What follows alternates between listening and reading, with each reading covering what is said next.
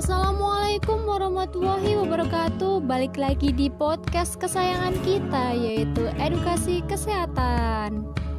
Nah, kali ini aku bakalan bahas tentang COVID-19 atau virus corona.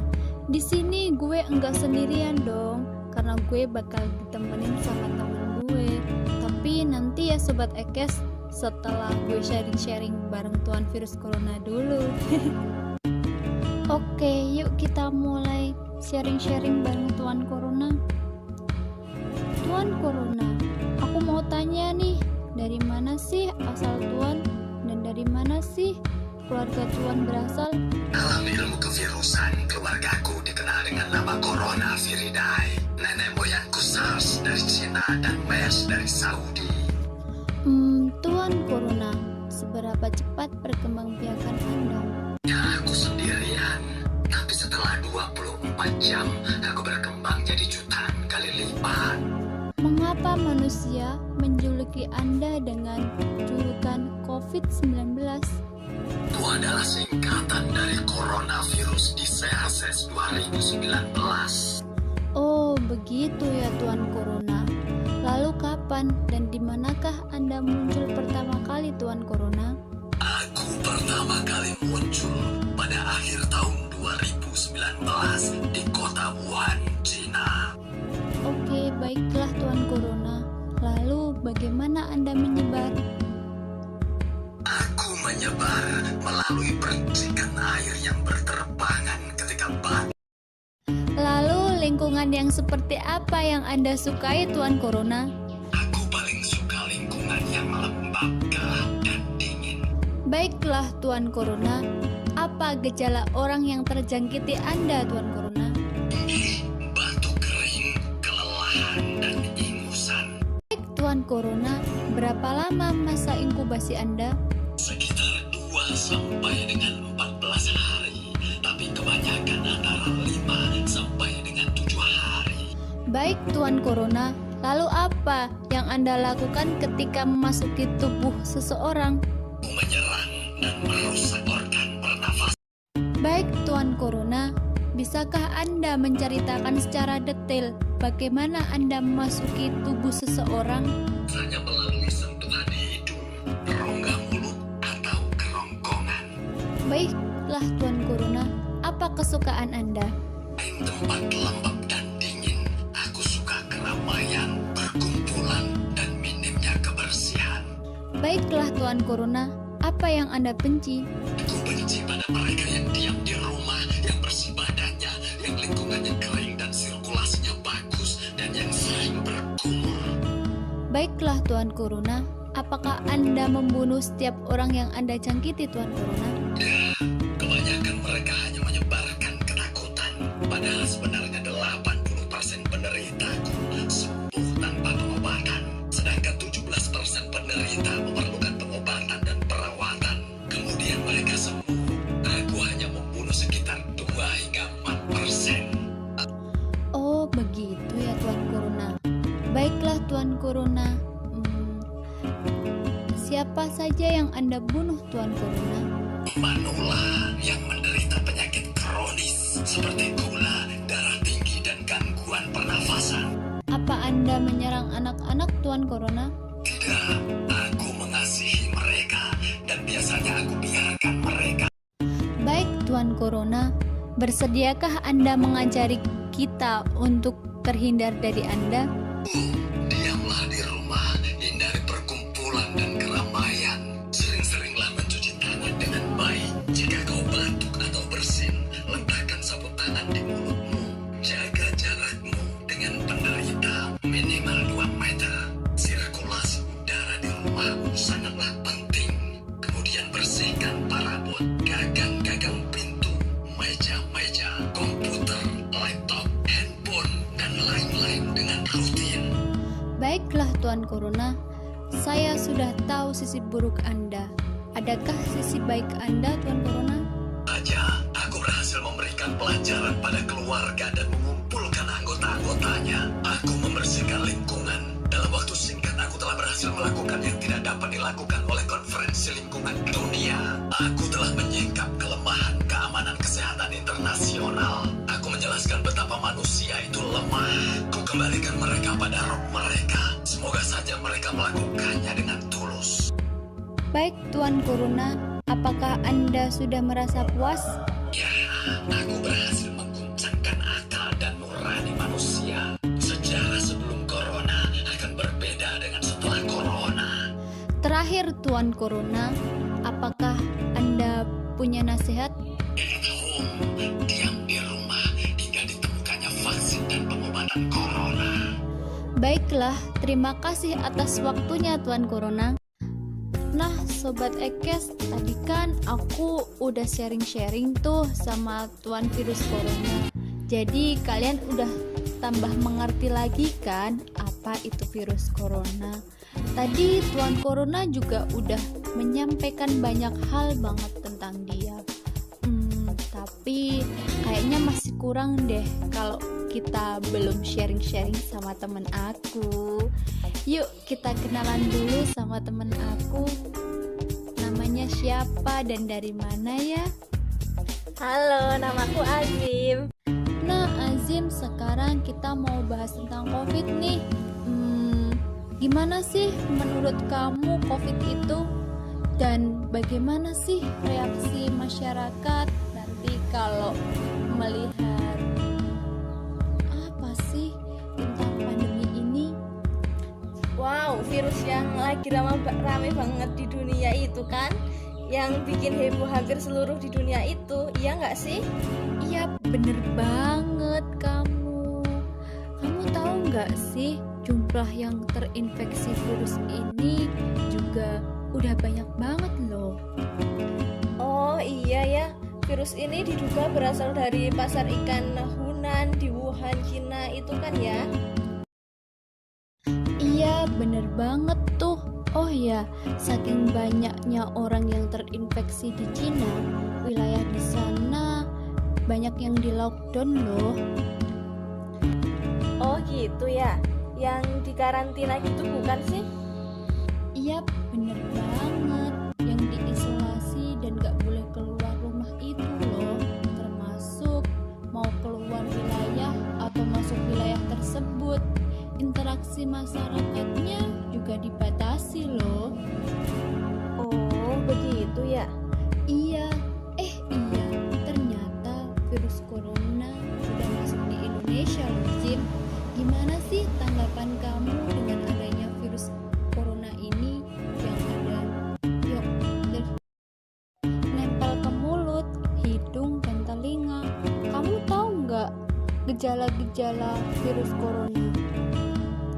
Gejala-gejala yang ditimbulkan yaitu demam, sakit tenggorokan, batuk kering, dan rasa capek.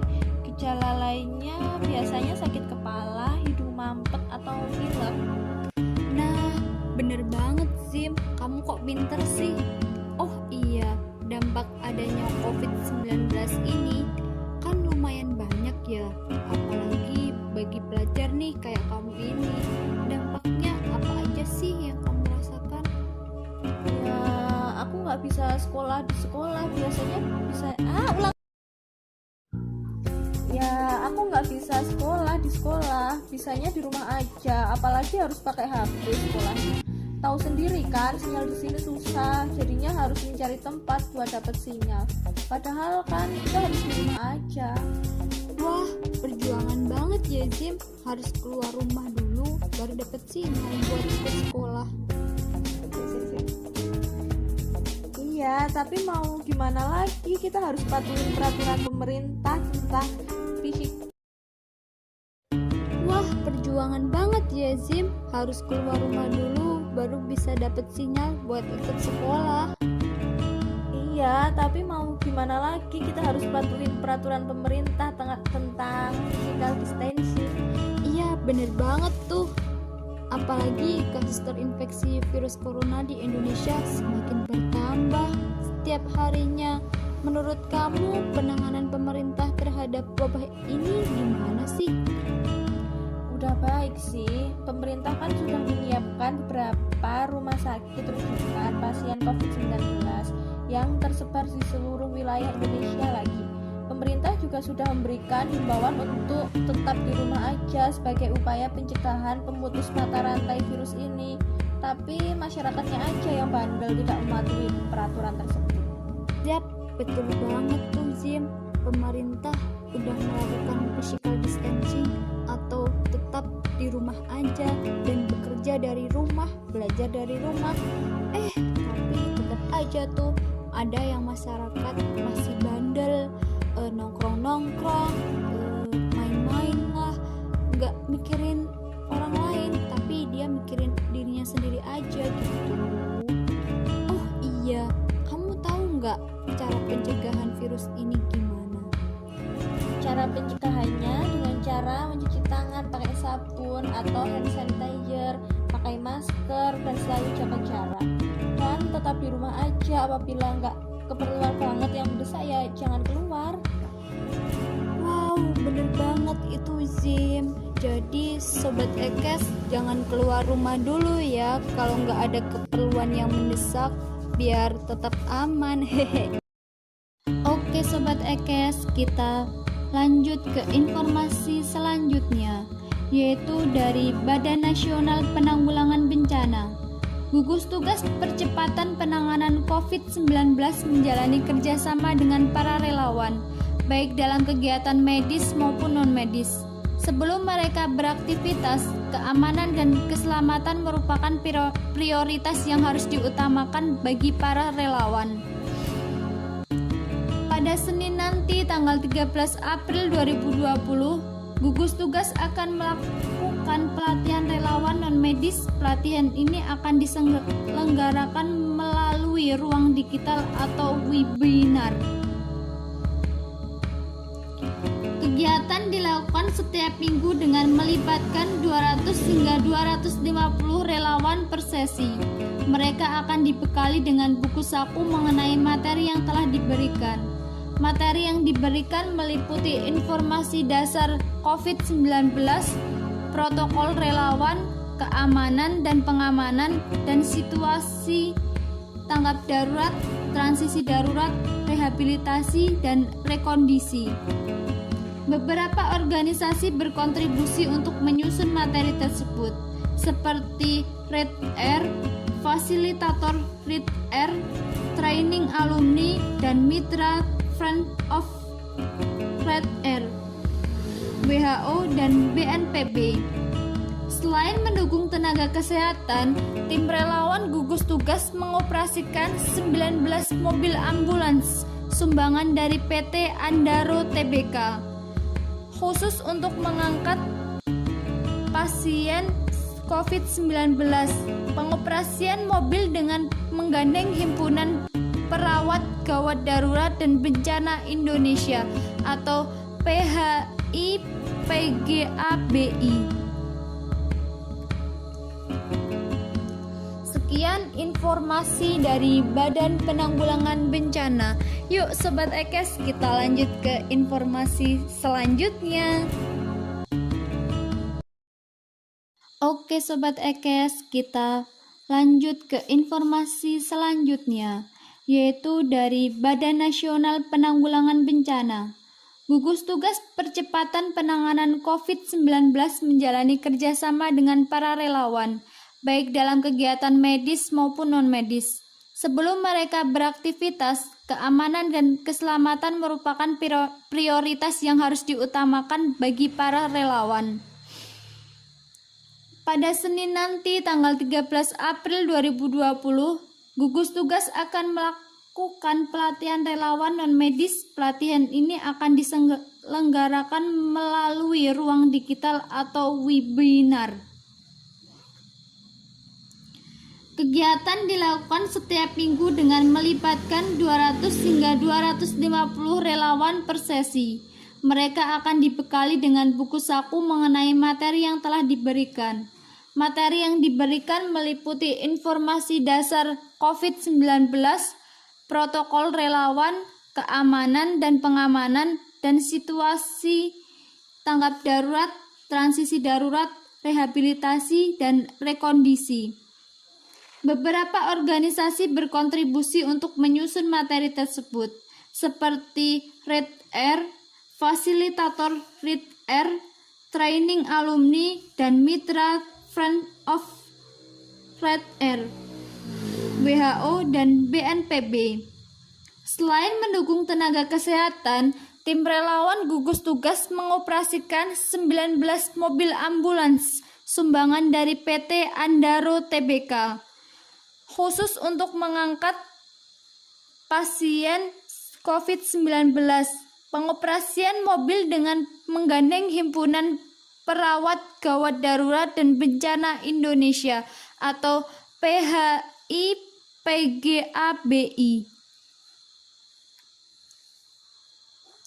Sekian informasi dari Badan Penanggulangan Bencana. Yuk Sobat Ekes, kita lanjut ke informasi selanjutnya. Masih seputar yang tadi ya Sobat Ekes, masih dari Badan Nasional Penanggulangan Bencana. Data per 10 April 2020 pukul 18.00 mencatat total jumlah sukarelawan tercatat 18.830 orang. Pendaftar relawan ini dilakukan melalui laman milik Deks Relawan Gugus Tugas Percepatan Penanganan COVID-19 yang melibatkan kementerian, lembaga, dan berbagai komunitas. Dari sejumlah relawan yang terdaftar, 3.412 orang merupakan relawan medis, 15.814 merupakan relawan non-medis, dan 2.167 lainnya terkait dengan hotline. Terkait dengan data terkini, Koordinator Tim Relawan Gugus Tugas Andre Rehardian mengatakan bahwa pihaknya masih membenahi dan menyinkronkan data relawan yang masuk dari berbagai pihak. Upaya itu dilakukan untuk validasi data relawan baik dari sisi jumlah, kompetensi maupun perizinan. Tim relawan gugus tugas telah melalui pelatihan untuk aplikasi pelaporan Des Relawan COVID-19 ini sejak 4 April 2020 lalu. Saat itu pelatihan yang diselenggarakan di Hotel The Media Tower diikuti oleh perwakilan komunitas-komunitas relawan. Sekian informasi dari Badan Penanggulangan Bencana. Oke Sobat Ekes, kita lanjut ke informasi selanjutnya. Informasi kali ini berasal dari Kementerian Kesehatan Republik Indonesia. DKI dan Jawa Barat sudah terapkan PSBB. Pemerintah minta seluruh masyarakat disiplin ikuti aturan. Jakarta, 12 April 2020. Menteri Kesehatan Republik Indonesia Dr. Terawan Agus Putranto telah menetapkan pembatasan sosial berskala besar atau PSBB untuk DKI dan 5 wilayah di Jawa Barat, yakni Kota Depok, Kabupaten dan Kota Bekasi, serta Kabupaten dan Kota Bogor. Semua masyarakat diimbau disiplin dalam menjaga jarak dan melaksanakan aturan pemerintah. PSBB di DKI telah diberlakukan sejak 10 April. Juru bicara pemerintah untuk COVID-19 Dr. Ahmad Yuryanto menghimbau masyarakat di DKI Jakarta terus disiplin mematuhi segala aturan yang telah ditetapkan oleh Gubernur DKI. Kementerian Kesehatan juga sudah menyetujui permintaan Gubernur Jawa Barat untuk ditetapkan PSBB di Kota Depok, Kabupaten dan Kota Bogor, serta Kabupaten dan Kota Bekasi. Gubernur Jawa Barat Ridwan Kamil telah menyampaikan pedoman yang telah dipatuhi supaya penanggulangan COVID-19 lebih terintegrasi secara keseluruhan. COVID-19 faktor pembawaannya adalah manusia. Oleh karena itu, aktivitas manusia harus kita kendalikan. Pembatasan-pembatasan yang dilakukan ditunjukkan dalam rangka memutus rantai penularan. Beberapa kebijakan dilakukan sampai hari ini. Sudah lebih dari 27.000 orang yang dilakukan pemeriksaan PCR. Pemerintah secara serius mencari kasus positif di masyarakat. Lebih dari 60 lab telah diaktifkan dengan kapasitas yang semakin ditingkatkan untuk memeriksa spesimen yang diambil dari rumah sakit di seluruh Indonesia. Kemudian sebanyak 790.000 alat pelindung diri atau APD dengan kualitas terbaik sudah didistribusikan kepada seluruh tenaga medis. Terkait update COVID-19 hari ini telah terjadi penambahan pasien sembuh, pasien positif maupun pasien meninggal. Rincian untuk pasien sembuh yaitu 359 orang yang tersebar di DKI Jakarta, Jawa Timur, Sulawesi Selatan, Jawa Barat, Jawa Tengah, dan Bali. Sementara untuk kasus positif bertambah 399 orang, total menjadi 4.241 pasien. Sedangkan pasien yang meninggal dunia bertambah menjadi 46, jadi total keseluruhan yaitu 337 orang. Mari kita yakin bahwa penyebaran masih terjadi, ancaman kesehatan lain juga masih ada. Pastikan jaga kesehatan. Dr. Ahmad menekankan kepada masyarakat untuk patuh dan disiplin mencuci tangan, memakai masker, terutama jika harus keluar rumah, dan menjaga jarak dengan orang lain. Seperti itu informasi yang didapat dari Kementerian Kesehatan Republik Indonesia. Hai Sobat Ekes, masih di seputar informasi COVID-19. Nah, informasi kali ini masih dari Kementerian Kesehatan Republik Indonesia.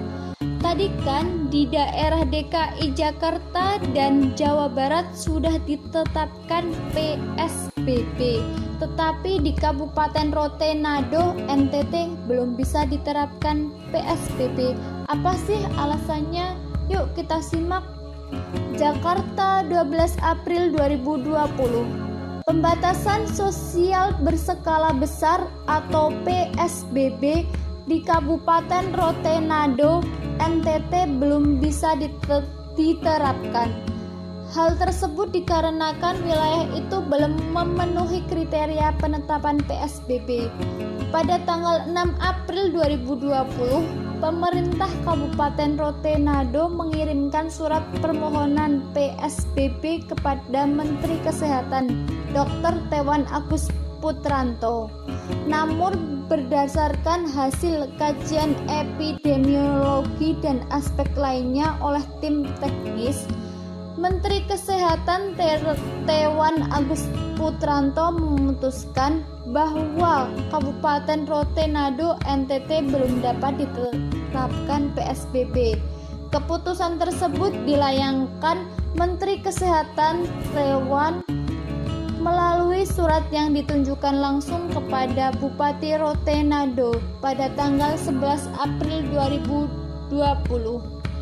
Berdasarkan peraturan pemerintah nomor 21 tahun 2020 tentang pembatasan sosial berskala besar dalam rangka percepatan penanganan COVID-19 dan peraturan Menteri Kesehatan nomor 9 tahun 2020 tentang pedoman pembatasan sosial berskala besar dalam rangka percepatan penanganan coronavirus atau COVID-19, diatur bahwa untuk dapat ditetapkan PSBB di suatu wilayah provinsi atau kabupaten atau kota harus memenuhi kriteria sebagai berikut. Yang pertama, jumlah kasus dan jumlah kematian akibat penyakit meningkat dan menyebar secara signifikan dan cepat ke beberapa wilayah. Yang kedua, terdapat kaitan epidemiologis dengan kejadian serupa di wilayah atau negara lain. Selain kriteria di atas, penetapan PSBB ditetapkan atas pertimbangan kesiapan daerah dalam aspek sosial, ekonomi, serta lainnya. Pemerintah pusat dalam hal ini, Kementerian Kesehatan juga harus memperhatikan pertimbangan dari gugus tugas percepatan penanganan COVID-19 dalam menetapkan PSBB. Walaupun belum dapat diterapkan PSBB, Menteri Kesehatan berharap pemerintah Kabupaten Rote-Nado tetap melakukan upaya penanggulangan COVID-19 dengan berpedoman pada protokol dan ketentuan peraturan-peraturan perundang-undangan yang sudah berlaku. Nah, gitu ya guys. Sobat Ekes, ternyata informasi seputar COVID-19 dari pemerintah belum sepenuhnya dipahami masyarakat loh. Loh, kok bisa sih pada belum paham? Apa sih penyebabnya? Daripada kita bingung-bingung, lebih baik kita simak aja informasi selengkapnya. Cara komunikasi pemerintah saat terjadinya pandemi virus corona atau COVID-19 menjadi salah satu yang menjadi sorotan masyarakat. Banyak yang menganggap komunikasi yang dilakukan pemerintah kurang mengena ke masyarakat dan tidak berjalan secara sistematis. Guru Besar Ilmu Komunikasi UGM, Prof. Hermin Indah Wahyuni, sepakat dengan hal itu. Menurutnya, dari sisi informasi, kasus COVID-19 ini karakternya adalah karakter informasi yang belum sepenuhnya dipahami, sehingga banyak yang menjadikan ketidakpastian dalam merespon hal itu. Berbagai negara juga terkesan tidak siap menghandle problem ini. Hermin mengungkapkan informasi tentang COVID-19 di Indonesia telah menjadi kode ganda, yaitu kode kesehatan dan kode ekonomi. Sebenarnya sah-sah saja Indonesia memakai pandemi ini sebagai kode ganda seandainya optimal. Tetapi resikonya kita kehilangan fokus primer, mana yang duluan, kesehatan duluan atau kemanusiaan duluan. Itu kata Hermin. Berbicara karakter komunikasi publik dalam masa pandemik, menurut Hermin adalah hal yang komunikasi resiko, komunikasi krisis, dan komunikasi kedaulatan atau emergensi. Menurut Hermin, komunikasi resiko artinya sebaiknya sebelum sebuah peristiwa terjadi, maka pemerintah sudah mempersiapkan respon yang cepat, transparan, dan mudah diakses. Sementara komunikasi krisis memiliki karakter komunikasi untuk memanage secara strategis dan membingkai persepsi publik pada apa yang diharapkan untuk diikuti. Di sini sifatnya adalah jujur, akurat, dan seharusnya tidak bias, tepat, cepat, dan lengkap. Kemudian komunikasi kedaruratan adalah bagaimana menjamin publik tepat terinformasikan dalam situasi pandemik serta menjaga kepercayaan publik terhadap kemampuan pemerintah mengatasi masalah. Nah, di Indonesia sayangnya tiga hal ini harus kita hadapi secara bersamaan, sehingga respon komunikasinya harus spesial. Hermin melanjutkan, di saat yang bersamaan dengan pandemi COVID-19 ini, masyarakat juga dihadapkan dengan problem wabah informasi, yaitu jumlah informasi yang luar biasa membombardir masyarakat yang membuat sulit mengidentifikasi mana informasi yang benar serta mana yang memberikan tawaran yang solutif untuk menghadapi pandemi ini. Persoalan ini terkadang lebih mengerikan daripada virus itu sendiri. Oleh karena itu, yang harus dikembangkan oleh informasi dan komunikasi yang meminimalkan rumor dan kesalahpahaman yang berpotensi menjauhkan dari respons yang seharusnya. Ini yang sedang kita alami. Sekarang tiap hari kita banyak dibombardir isu-isu mulai dari obat-obatan dan perdebatan mengenai berbagai konsep yang justru berpotensi mengecilkan hati dan keyakinan apakah kita mampu melewati krisis ini. Menurut Hermin, dalam situasi seperti ini, media sangat berperan penting dalam komunikasi publik. Tantangan bagi Indonesia, kata Hermin, tidak mudah karena kita punya permasalahan akut yang pernah kita tuntaskan. Yang pertama adalah bangunan sistematis komunikasi publik yang lemah. Yang kedua, dominasi media baru khususnya media sosial yang cenderung sangat terbuka dengan keragaman informasi yang banyak tapi kurang akurat. Akibatnya gambaran di masyarakat menjadi sangat banyak. Sementara media publik kurang mampu secara kuat memberikan warna dalam pembingkaian mengenai COVID-19. Ia juga menilai dalam kegenitan media dalam hal ini pemakaian judul-judul yang clickbait. Hal ini akan sangat beresiko pada pemahaman publik secara luas mengenai apa yang sebenarnya terjadi. Ia pun menghimbau media untuk melakukan pembingkaian yang lebih halus dalam situasi pandemi seperti ini. Seperti itu Sobat Ekes, ternyata informasinya udah pada tahu kan informasinya. Menurut kalian bermanfaat apa enggak? Kalau menurut Poppy sih bermanfaat banget. Sobat Ekes, informasi kali ini masih tentang COVID-19. Informasi tentang perkembangan wabah virus corona COVID-19 memang harus kita ikuti. Terlebih WHO telah menyatakan COVID-19 sebagai pandemi sejak Rabu 11 April 2020 lalu. Hingga saat ini kasus positif virus yang menyerang saluran pernafasan tersebut semakin bertambah. Banyak informasi salah atau hoax yang bertebaran di sosial media seperti Facebook, Twitter, hingga WhatsApp. Menteri Komunikasi mengklaim telah menemukan setidaknya 187 hoax terkait virus corona tersebut. Oleh karenanya, disarankan bagi masyarakat untuk melakukan pengecekan kembali informasi melalui portal berita yang kredibel. Sobat Ekes, apakah kalian udah pada tahu rumah sakit rujukan COVID-19 di Indonesia itu di mana aja? Nah, kalau belum pada tahu, disimak ya, karena Poppy bakalan kasih kalian informasinya.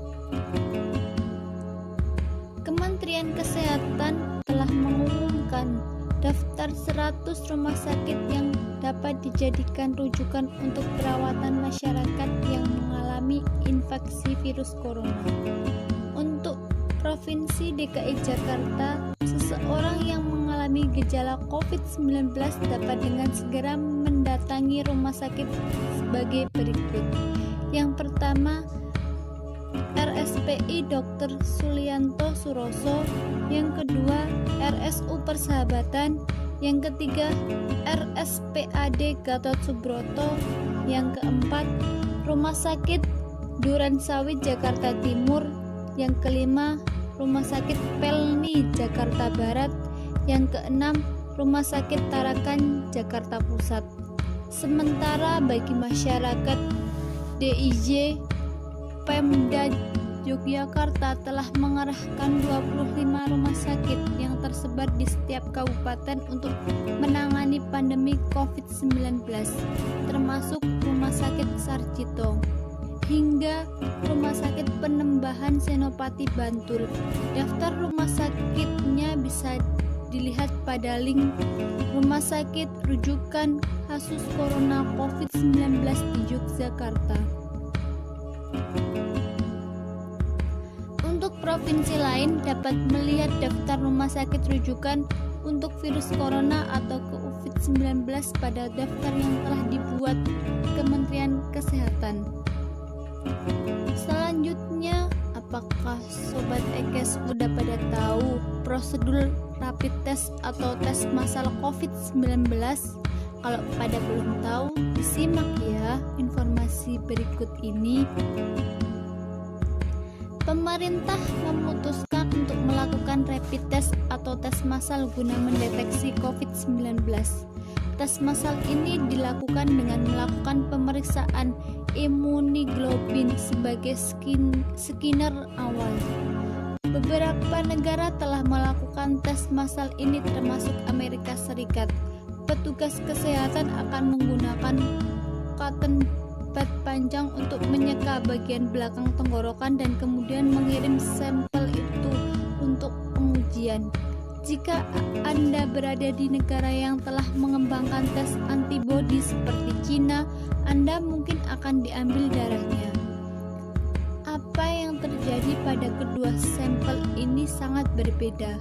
Hasil swab atau usapan tenggorokan akan digunakan untuk pengujian dengan cara polymerase chain reaction atau dikenal dengan PCR, sedangkan sampel darah akan digunakan dengan tes antibodi penyakit baru yang dikenal sebagai COVID-19. Kedua tes hanya memakan waktu beberapa jam, artinya hasil bisa keluar dalam 1 hari, kata Dr. Ames Adaleja, spesialis penyakit menular dan seorang sarjana senior di Johns Hopkins Center for Health Security di Baltimore. Namun begitu tes cepat atau rapid test dengan PCR dan antibodi ini dibentuk, hasilnya bisa siap dalam waktu kurang dari 1 jam, katanya. Tes PCR bekerja dengan mendeteksi bahan genetik spesifik di dalam virus, tergantung pada jenis PCR yang ada. Petugas kesehatan memungkinkan menyeka bagian belakang tenggorokan, mengambil sampel air liur, mengumpulkan sampel cairan dari saluran pernapasan bawah, atau pengambilan sampel tinja. Seberapa aman membuat hand sanitizer sendiri? Kalian udah pada tahu nggak sih cara membuat hand sanitizer sendiri? Terlebih lagi hand sanitizer di Indonesia sekarang sangat mahal harganya karena ada oknum-oknum yang gak bertanggung jawab yang memborong semua hand sanitizer, semua masker, dan yang alat-alat yang dibutuhkan tenaga medis seperti APD pun iya. Sayang banget ya, masyarakat Indonesia masih kurang pengertiannya. Tapi jangan khawatir Sobat Ekes, Poppy bakalan kasih informasi cara aman kalian membuat hand sanitizer, biar kalau kalian pergi kemana-mana kalian gak bingung lagi mau membawa apa dan takut karena bisa terpapar virus kapan aja dan susah buat mencari tempat buat cuci tangan. Yuk kita simak. Tidak sedikit masyarakat yang membuat larutan pembunuh kuman sendiri di rumah, entah itu dijual kembali atau diberikan pada mereka yang membutuhkan, atau untuk disimpan sebagai cadangan. Namun perlu diingat, pembuatan sendiri larutan tersebut sangat tidak disarankan karena tidak aman. Dengan membuat sendiri hand sanitizer, tidak dimungkiri akan terjadi beberapa kesalahan seperti penggunaan alkohol yang tidak sesuai dengan aturan. CDC menuliskan Untuk membuat larutan pembunuh kuman harus mengenakan alkohol dengan kandungan minimal 60%.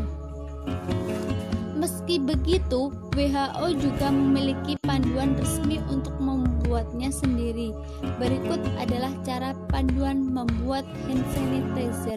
Yang pertama yaitu 8.333 mili etanol dengan konsentrasi 96%.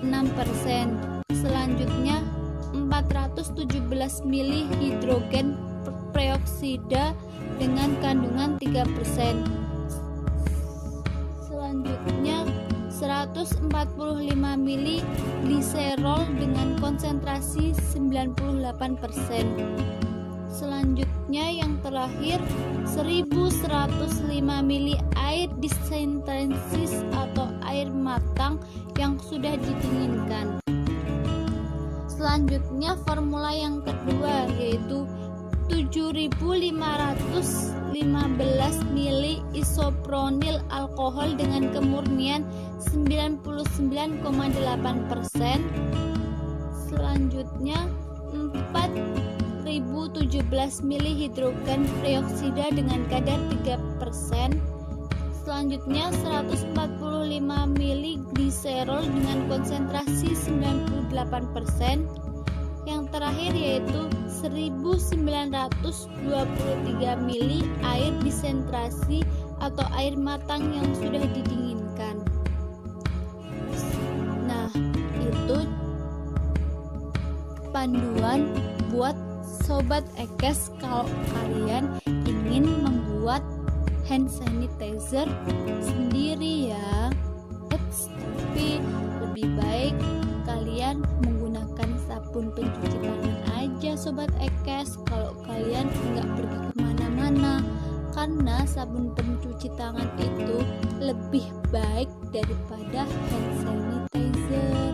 Seperti itu.